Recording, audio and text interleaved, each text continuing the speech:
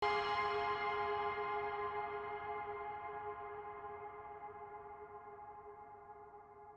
Makassar masih aman dari zona degradasi pekan ke-15 Liga 1 musim 2023-2024. PSM Makassar akan melawan Madura United di Stadion Gelora B.J. Habibie pada Minggu 8 Oktober 2023. Juku Eja berada di posisi ke-14 klasemen Liga 1 dengan 18 poin. Sementara Persita Tangerang berada di posisi ke-15 dengan 14 poin. Arema FC berada zona degradasi atau posisi ke-16 dengan 13 poin. Artinya meskipun PSM Makassar kalah dari Madura United, maka akan tetap terhindar dari zona degradasi pekan ini. Pasukan Bernardo Tavares harus segera bangkit setelah kalah 5-0 dari Sabah FC. PSM Makassar dipastikan belum fit melawan Madura United. Ia hanya istirahat 2 hari sebelum melawan Madura United. Bernardo Tavares mengaku PSM Makassar harus bangkit melawan Madura United. Tavares juga mengapresiasi supporter yang datang mendukung PSM Makassar saat melawan Sabah FC.